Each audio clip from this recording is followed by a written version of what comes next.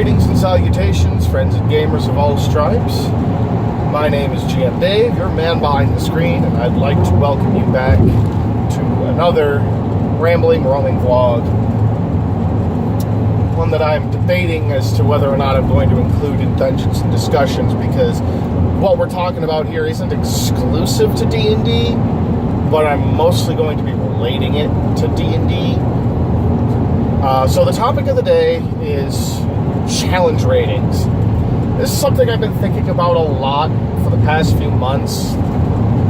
Probably a good half a year before I even decided to start this channel. This was the first topic that I thought of that I wanted to discuss, is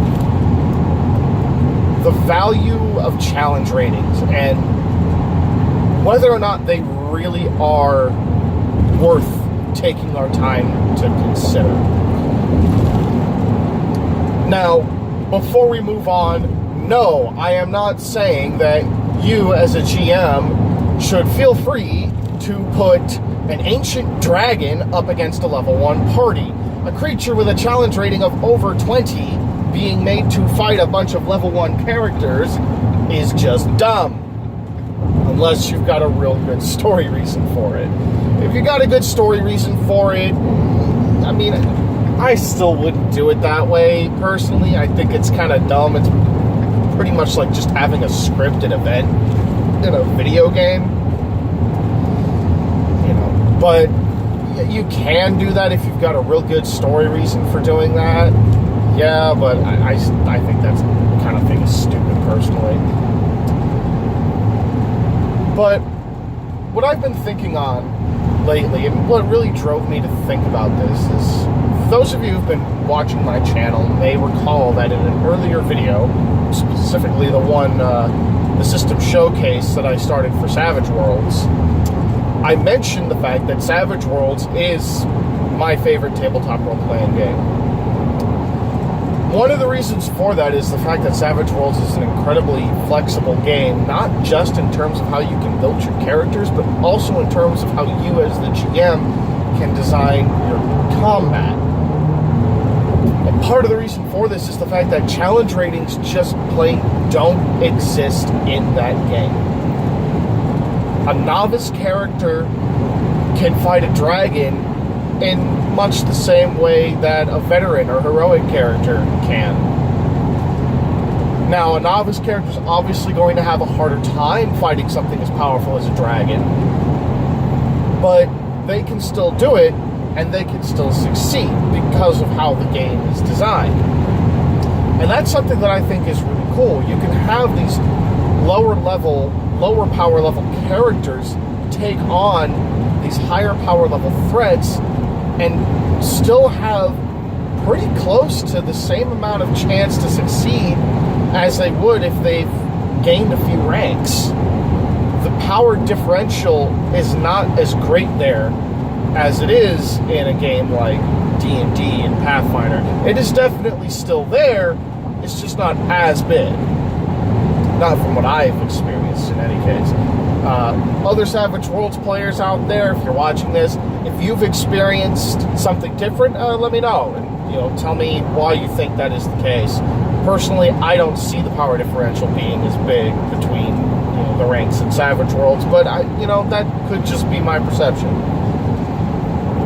In any case, the absence of challenge ratings leaves the GMs for Savage Worlds feeling very free to build encounters as they want. You can make the encounters as threatening or non-threatening as you want. Now, obviously, good encounter design involves an encounter that the players can best in some way, even if besting that encounter means fleeing from it.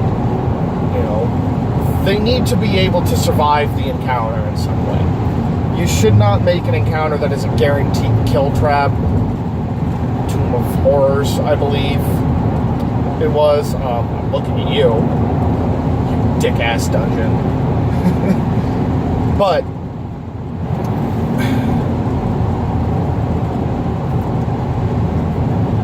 excuse me.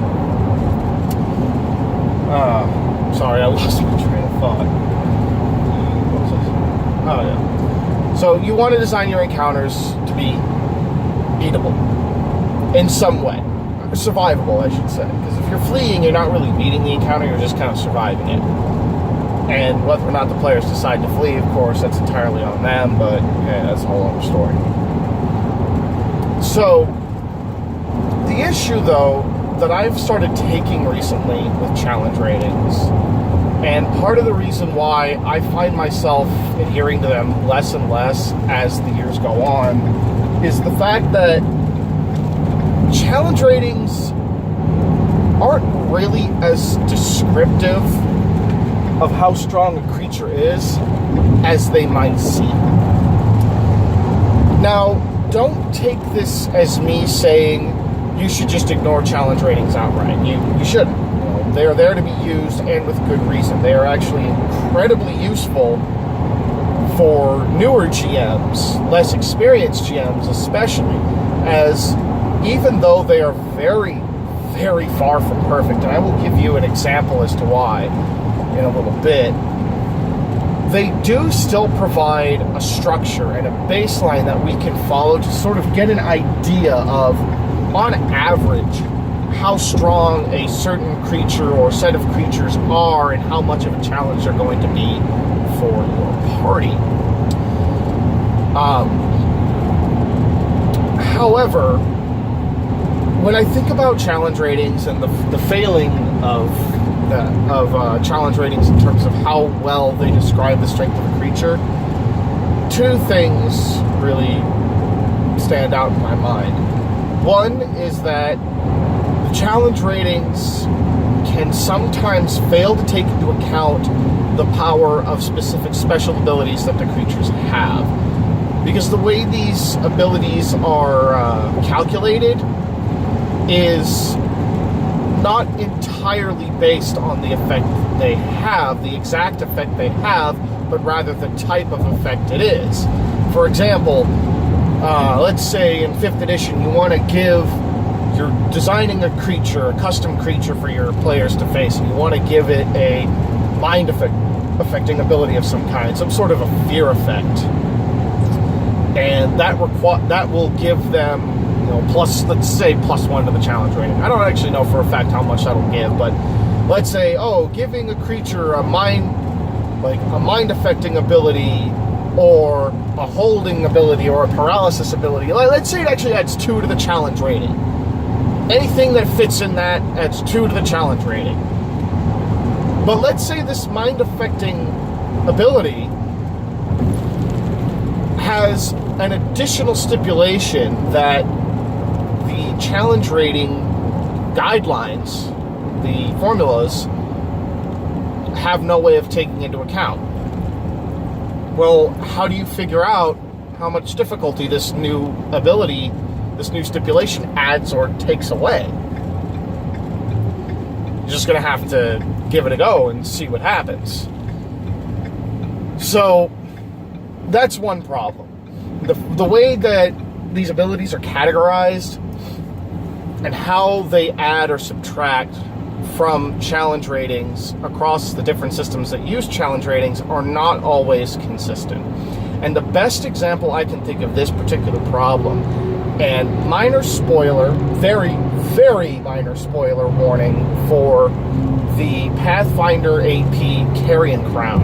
I'm not going to say which chapter this comes from, but there's an encounter in one of the arcs for Carrion Crown that has the players going into a room with, I believe, a trio of ghouls in it. Now, ghouls in Pathfinder, as opposed to in D&D, are challenge rating 2. In Dungeons & Dragons, they were a challenge rating of 3. Pathfinder, they're a CR of 2. Pathfinder calculates their challenge ratings a little bit differently. When I say ghouls were a CR of 3, I mean in 3rd and 3.5 edition. I should make that clear. 5th edition might be different. I can't exactly remember. I haven't used ghouls in quite a while, actually, because this particular experience that I'm about to talk about has kind of soured me on the creatures a little bit. Anyway, you run into 3 ghouls. It's a CR of 2 each. So by this point in the campaign, the party is probably going to be level 4 or level 5. So 3 CR2 ghouls shouldn't be that difficult for them. However, there is a note that comes with this encounter in the Adventure Path book that, and I'm paraphrasing here, more or less states, ghouls are CR2 in Pathfinder, however, they are probably actually stronger than that because of the way their paralysis ability works. Ghoul paralysis is by far the most powerful paralysis ability in Pathfinder because it can affect literally any creature. Even creatures that normally are immune to abilities like that, such as elves. That fact alone makes these ghouls insanely powerful. So, when my party encountered these ghouls, all of them were level 5. And it was very nearly a TPK, a total party kill, for those who don't know that term. Because those ghouls were able to get the drop on them. And as they were entering this room, it was a narrow room. They basically were forced to enter one by one. I think they possibly could have gone 2 by 2 if they had, if they had the supplies to do so. But with the supplies they had on hand, they were only able to go 1 by 1. So the ghouls ambushed the first person who went into the room, which was the party alchemist, because he was the best designed as a scout to scout. So he went in first to take a look around, gets ambushed, and he's an elf. He gets ambushed. 2 of the ghouls miss. 1 of them hits. Fails his fortitude save. He's paralyzed. And my player even mentioned, like, what the hell? Why am I paralyzed? I'm an elf. I'm immune to paralysis. And I read that excerpt from the book. Said, no, ghoul paralysis overcomes all paralysis immunities. So this fight goes on. He drops to below 0, is dying. The party rogue drops, who was the second person in, because she was also helping him scout. She drops to below 0, is dying. The fighter drops to 0, and is about to get hit and die, and only the bard is left standing. And by a stroke of pure lucky rolls, he managed to, with just after the fighter went down, just before this last ghoul that was standing was about to kill them, he managed to kill that ghoul. And barely managed to save the party. And when I say barely managed to save the party, I mean that he managed to save the party because I allowed the rogue and the alchemist to make an additional fortitude save, because technically they hit the death point. They hit a low enough score in their health that they were actually dead.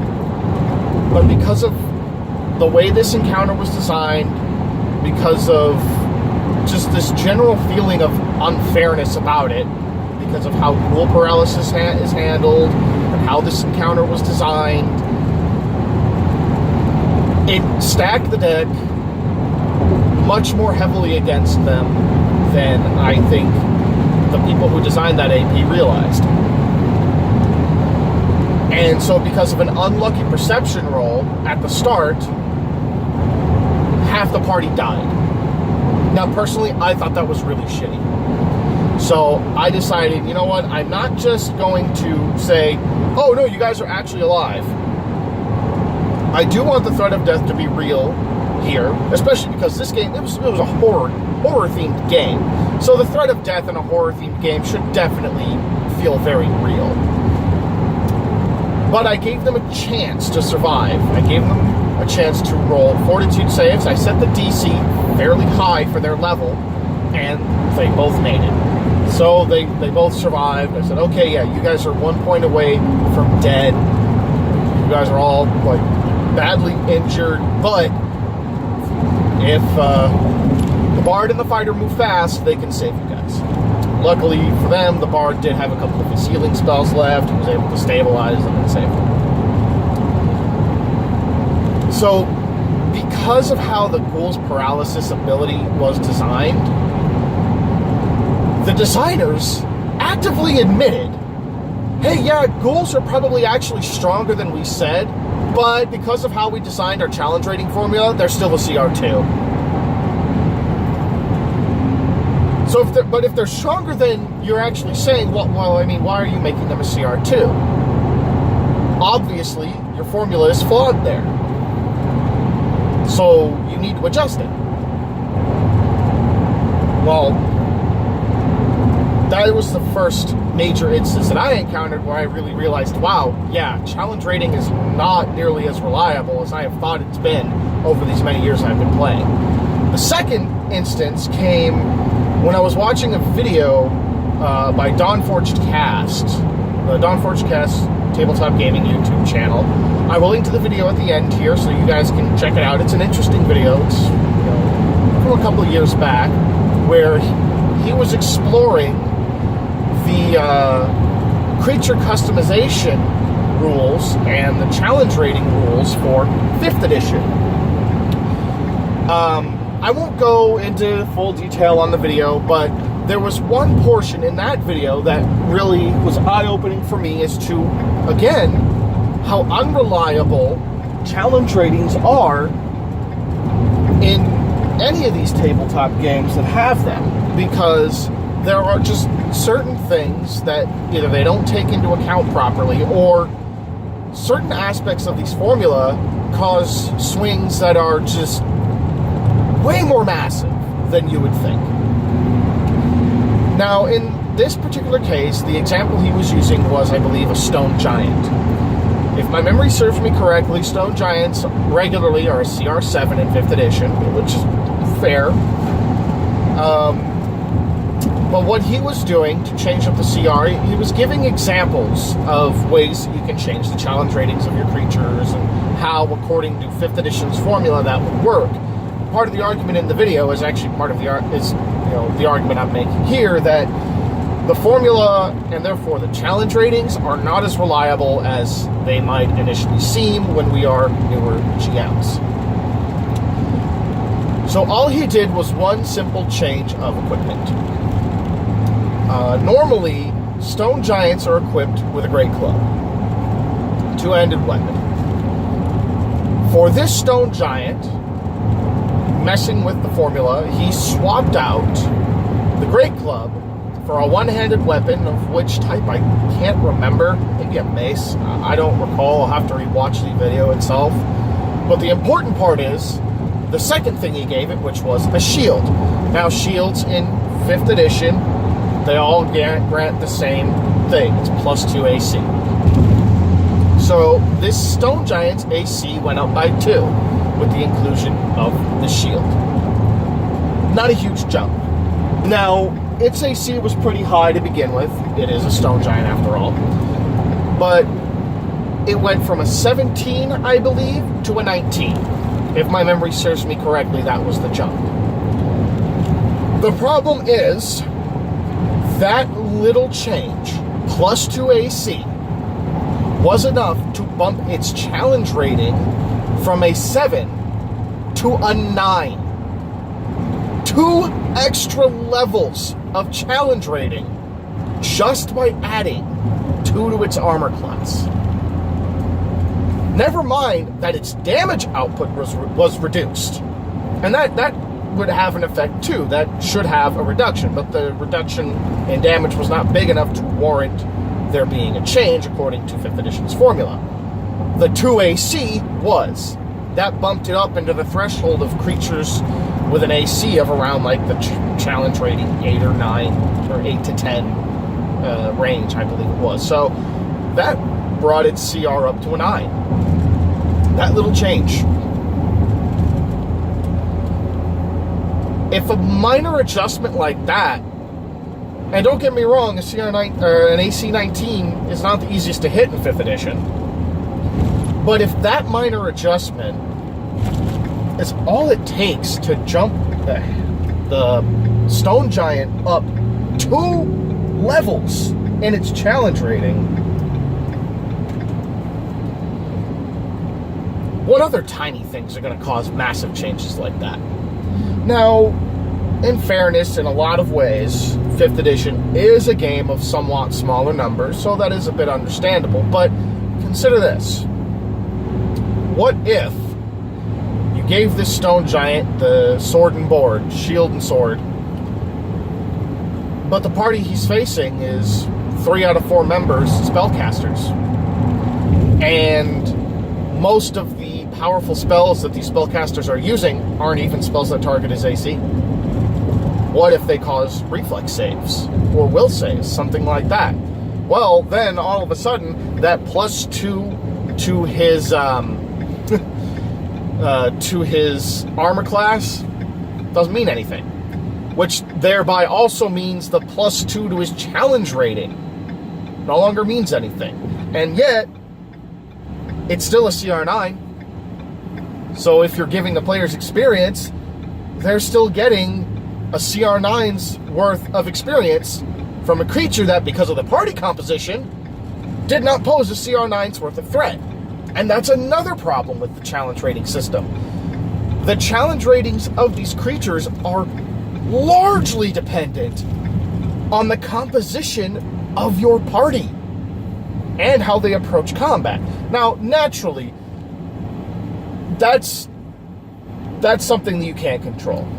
The craftiness and intelligence of your own players, that's out of your hands.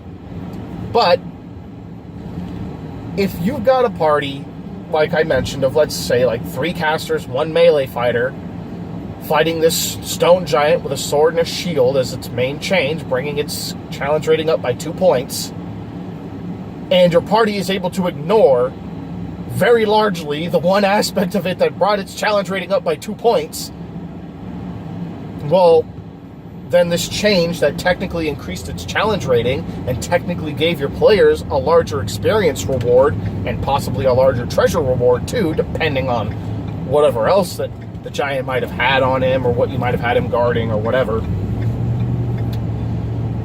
Well, they got it without getting the challenge that was supposed to come with it. So again, how do you account for that? Well, you don't. As you get further on in your gaming career, at least I don't. Not so much anymore. I do still use challenge ratings to get a very generalized idea of whereabouts the power level of a creature is in comparison to my party. But generally speaking, I have learned through my years doing this, through my over 2 decades engaged in this hobby, just as most GMs eventually learn, you can't put full stock in the challenge ratings. Earlier on, it's easier to do that because it is the most concise and quick way to look and see like, oh yeah, I've got my level 2 party, I want to put them up in a fight that's, a fair challenge for them. What could I have them face? Oh, a bugbear! Bugbear is a challenge rating of 2. And, 1 CR2 creature is supposed to be a, decent challenge for a 4-person party of the same level. Well, I'll put them up against a bugbear. In theory, yeah, that's a good thing to do. That'll work. It'll probably do what you need. But the more you play, the more you're going to start to see those little flaws, those little moments where it just doesn't really add up. Where either the creatures end up being more powerful than it says because there's an aspect that challenge rating doesn't take into account, or your party makeup is just not good for fighting these creatures, or they're going to end up easier than what it says for the opposite reasons. So, in summation, challenge ratings, useful, but not as useful as you might think. That's about all I've got for you today, friends and gamers. Once again, my name is GM Dave. I am your man behind the screen. If you like this video, leave it a like. If you want to see more, feel free to subscribe. What do you think about challenge ratings and systems like it. Do you think they're useful? Do you think I'm wrong on this? If so, tell me why. Or do you agree with me? If you agree with me, well, tell me why there too. So that's all I've got for you today, folks. As always, it is my hope that you roll high, role play well, and as always, game on.